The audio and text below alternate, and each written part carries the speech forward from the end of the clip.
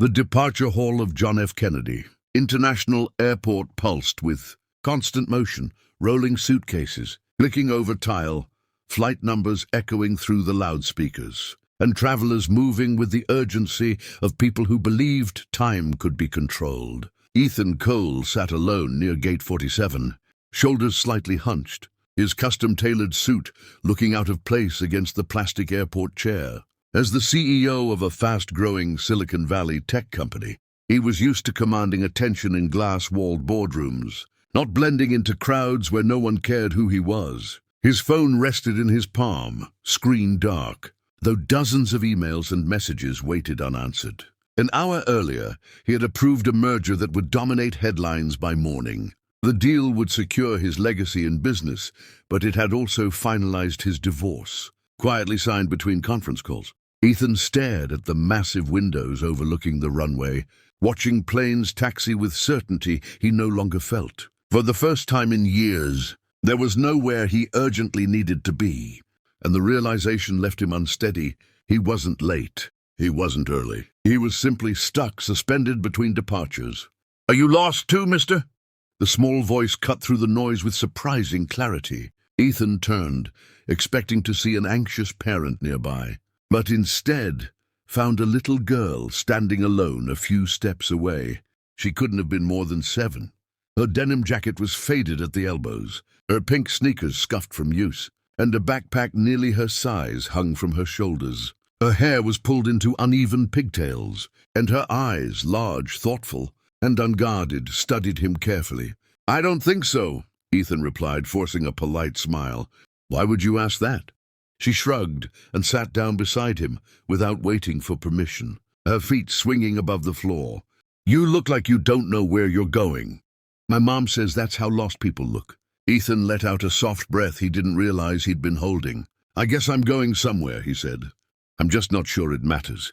The girl nodded as if that made perfect sense. "My flight's delayed," she said.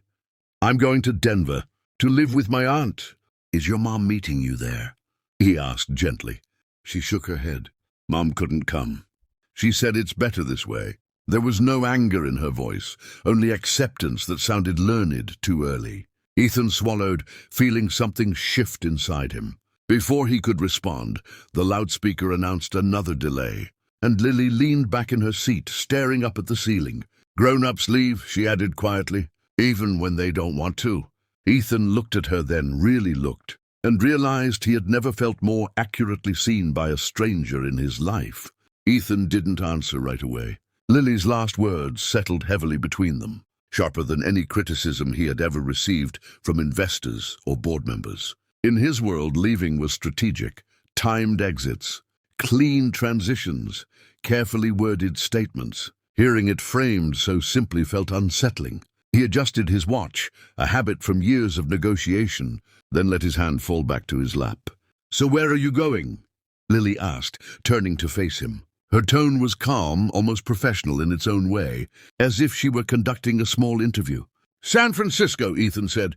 "I run a company there." Her eyes widened slightly. "Is it a big one?"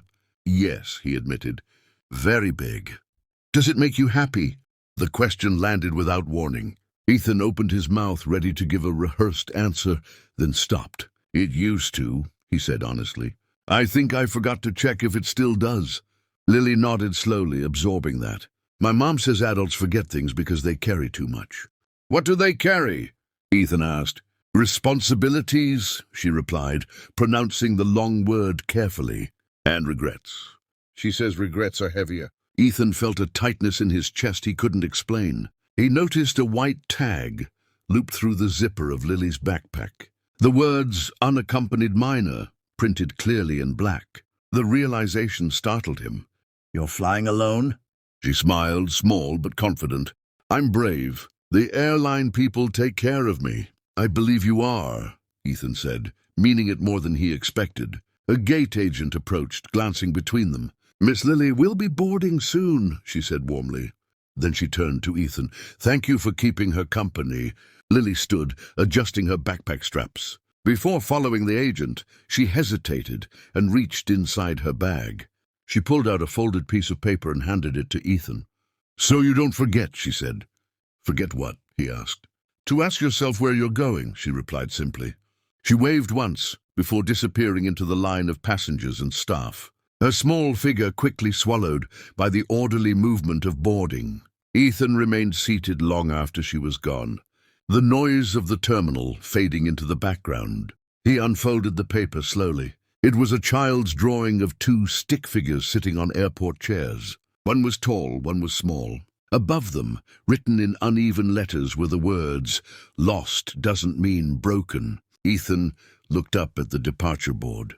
Just as his flight to San Francisco was announced, for the first time he didn't stand.